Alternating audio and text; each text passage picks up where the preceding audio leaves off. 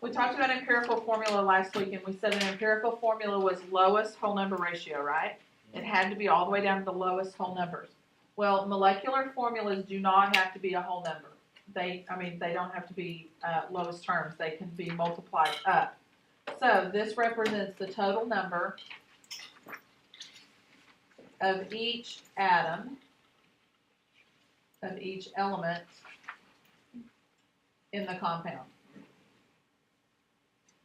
And I'll show you an example in just a second. We don't use molecular formulas for ionic compounds. They are not necessary for ionic, but they are necessary for covalent. The reason is, in ionic compounds, we balance those using the charges. There is a specific ratio based on their charges. But with covalent compounds, they can have multiple charges. We're talking about really large molecules like glucose and sucrose, carbohydrates and starches, really large molecules. And so some of them, they can have the same empirical formula, but they can have lots of different molecular formulas. Example, the molecular formula for water is H2O. That is a 2-to-1 ratio. Is that lowest terms? Yes. Okay, which means it is also the empirical formula. So in this case, molecular and empirical formulas are identical. They're both lowest terms. But hydrogen peroxide is H2O2.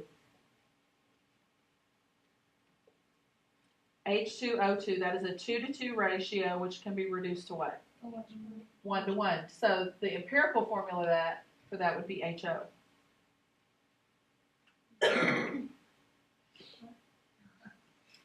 If I had C3H9, both of those can be divided equally by what? 3. So that would be molecular. This would be empirical. Everybody see the difference? All right. Why that's important is because a lot of times you can be given the empirical formula and the molecular mass or the molar mass of the molecular formula, and you can figure out what your molecular formula is. If you look at this question, it says the empirical formula for glucose is CH2O. If the molar mass is 180.0 grams per mole, find the molecular formula. This is the molar mass of the molecular formula. So there's 3 steps that you need to do. We're going to write them down right over here. Step 1 is to find molar mass, that's MM, molar mass of the empirical formula. Okay, we want to find the molar mass of the empirical formula. So step 1, we're going to put right here, CH2O. The molar mass for that formula would be 12.01 plus 2.02 plus 16. We'd add all those up together, and we get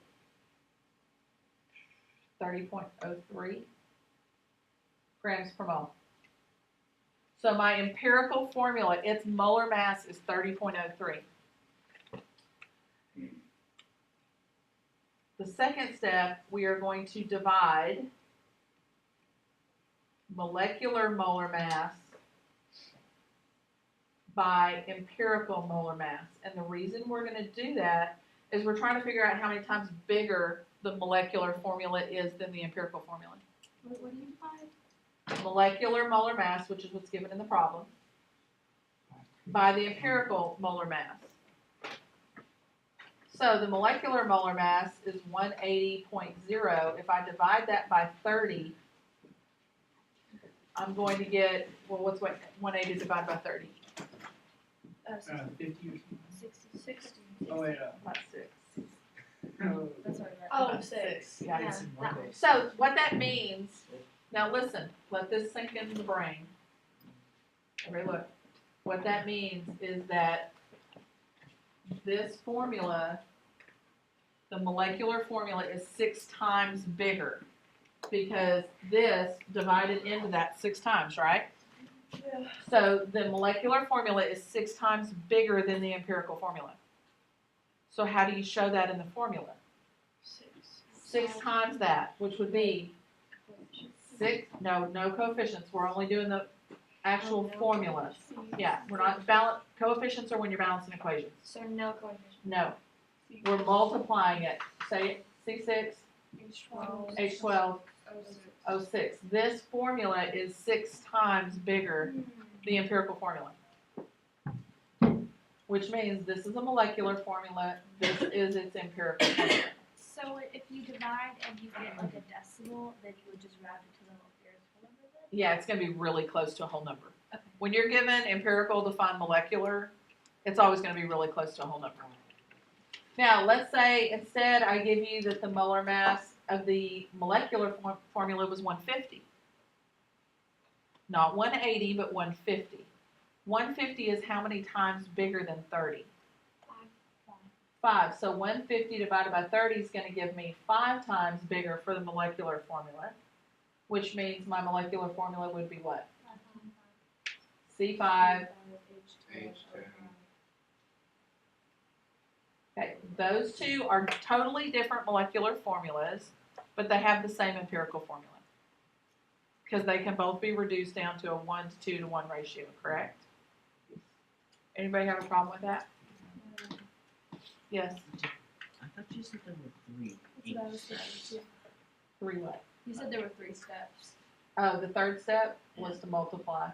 Okay. Multiply to find molecular. We multiplied this by our answer, whatever that was, 6.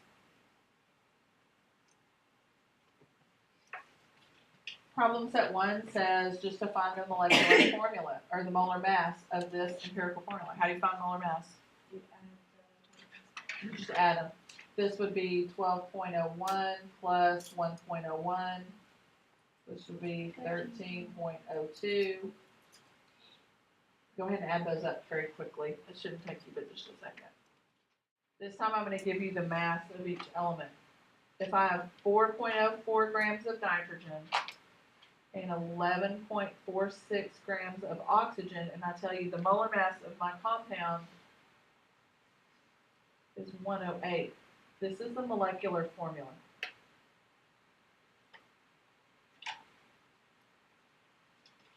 So it is asking to find the molecular formula. Before you can find the molecular, you have to find the what?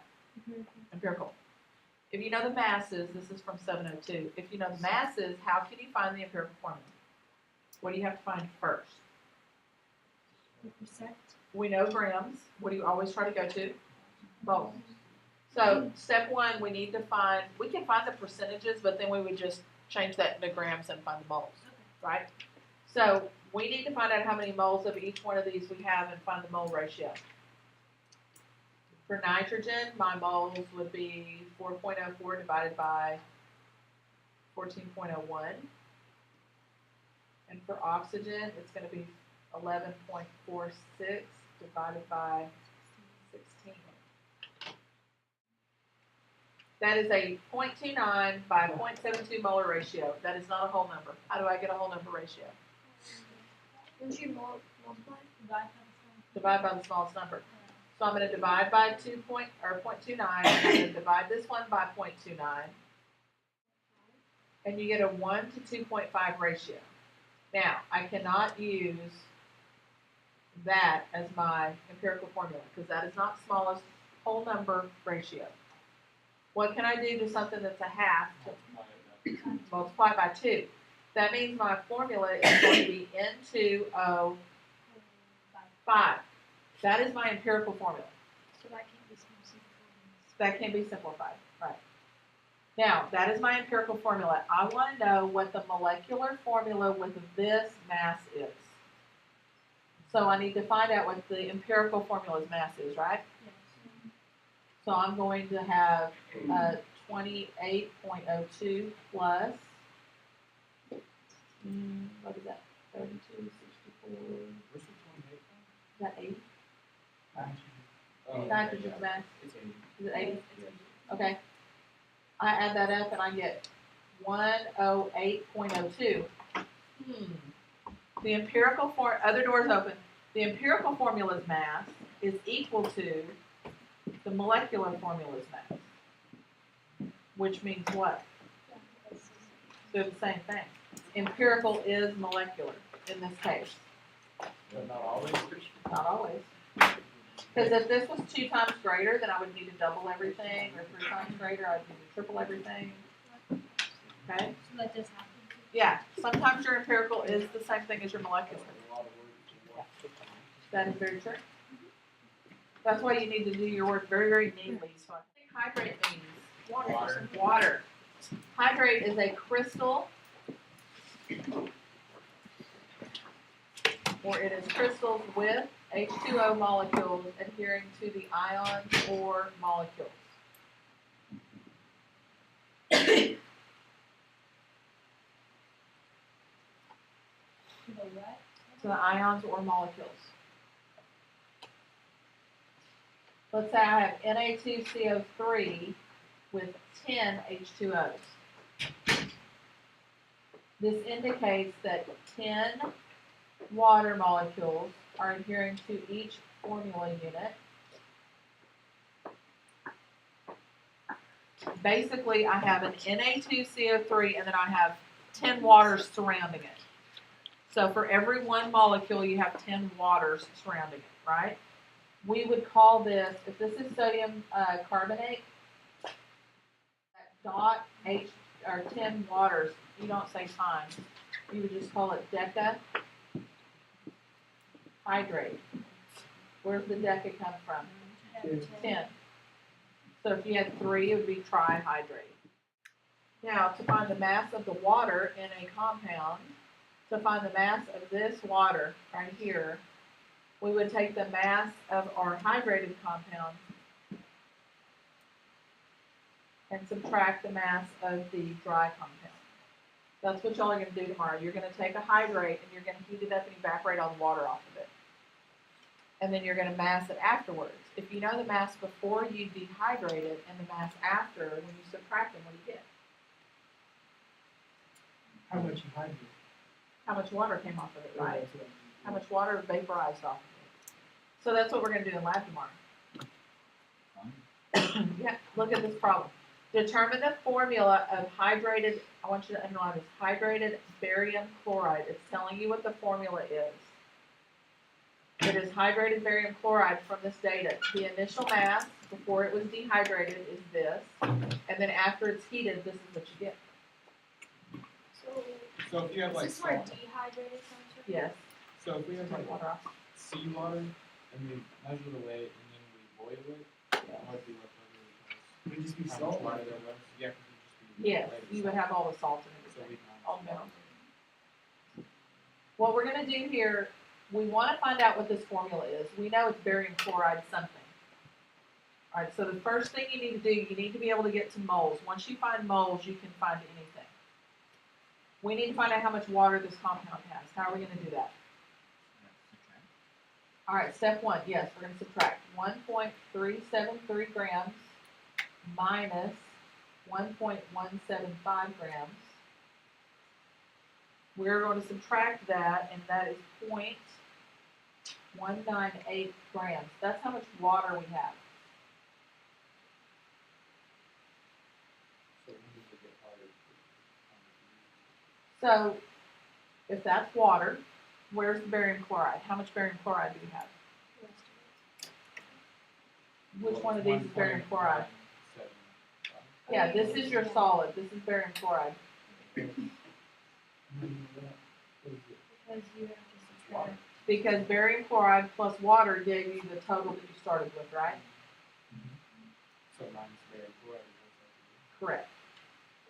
Now, if we know the mass of each one of those, can we convert those both to moles? All right, problem is barium chloride. We need to know the formula for barium chloride. How do we find that? BaCl, positive 2, negative 1. 2. Yes, Okay, so BaCl2. If you forget that step, you can't get the right answer. We need to convert this to moles. So we need to take barium chloride, 1.175 grams of barium chloride, and we need to divide it by the molar mass. How do we find the molar mass of barium chloride? Divided by the mass of Whoa. barium and the mass of chlorine. BaCl2, and I will tell you, to save our calculation time, it's 208.23. That is the mass of one barium and 2 chlorines, How do you put G? because it's grams. I thought you said that was 2.08 was the grams fraction. Oh, okay. When you divide these, you end up with moles. And then we're going to do our H2O. Small number. Yes, it is a very small number.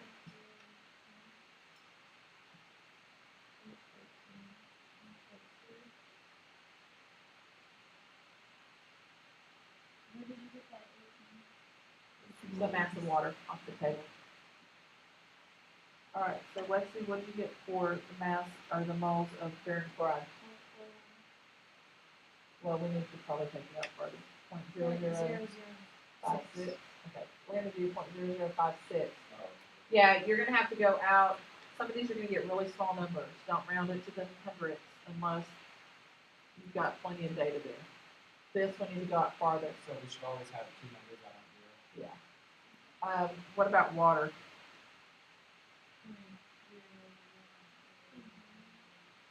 0.011, right?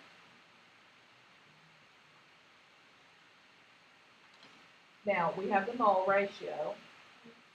We can't use that because it's not whole numbers. How do we get that whole number ratio? Which one's smaller?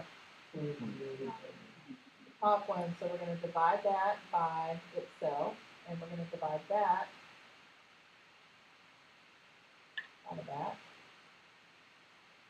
We're going to get a 1 to what? Can you tell by looking at it?